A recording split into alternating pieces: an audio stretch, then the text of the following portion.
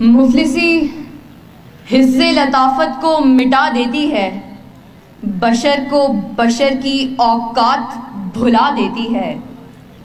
آؤ اس ماں کی زبانی بھی کوئی بات سنے، روز بچوں کو جو بھوکا ہی سلا دیتی ہے۔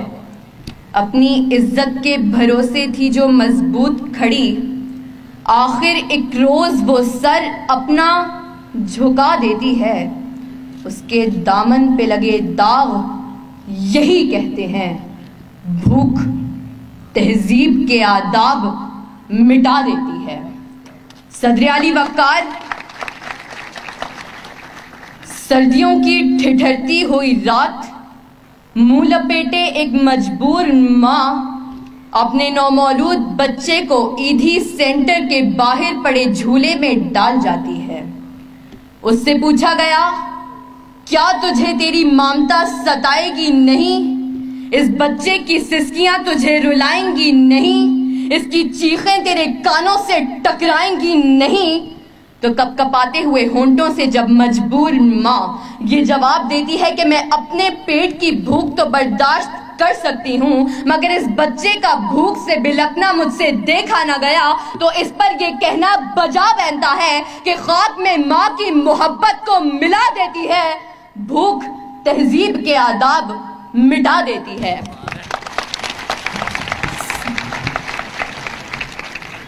صدر علی وقار آج اس معزز اور باوقار ایوان میں قائد ایوان نے جو قرارداد پیش کی کہ ہم معاشی نہیں اخلاقی بدحالی کا شکار ہیں، میں اس کی بھرپور مخالفت کرتی ہوں، کیونکہ جس اخلاقی بدحالی کا رونا وہ رو کر گئے، وہ اخلاقیات تو خود معاشیات کی محتاج ہیں۔ قریب ہے کہ مفلسی تمہیں کفر تک لے جائے، اخلاقیات معاشیات کی محتاج ہیں۔ آئیے دلائل سے بات کرتے ہیں۔ روٹی کے چند ٹکڑوں اور قابل گزارا دودھ کی قلت سے تھر پارکر میں دم توڑنے والے مجبور بچوں کا اصل مسئلہ اخلاقیات نہیں معاشیات ہے۔ اسی شہر لاہور میں غربت سے تنگ آ کر بشرا نامی خاتون اپنے 2 معصوم بچوں کے ساتھ چلتی ہوئی ٹرین سے ٹکرا جائے تو اس کا اصل مسئلہ اخلاقیات نہیں معاشیات ہے۔ زرد چہرہ، آنکھیں اندر کو دھسی ہوئی اور بڑھاپے کی وجہ سے پورے جسم پر جھریاں لیے، نشتر اسپتال ملتان کے باہر فقط 2 کلو آٹے کے عوض خون بیچنے والے بوڑھے کا اصل مسئلہ اخلاقیات نہیں معاشیات ہے۔ چہرہ بتا رہا تھا کہ مارا ہے بھوک نے، اور لوگ کہہ رہے تھے کہ کچھ کھا کے مر گیا۔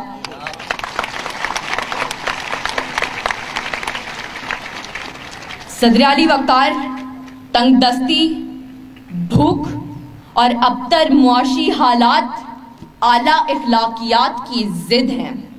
پہلے آپ تو تب ہوتا ہے کہ جب پیٹ کی بھوک اور غم روزگار نہ ہو۔ 2 جمع 2 4 روٹیوں کی بجائے 2 جمع 2 4 تو تب ہوتے ہیں کہ جب پیٹ کی بھوک اور غم روزگار نہ ہو۔ بیٹی کا 4 دیواری میں رہنا، خاندان کی عزت پر کٹ مرنا، یہ سب تو تب ہوتا ہے کہ جب پیٹ کی بھوک اور غم روزگار نہ ہو۔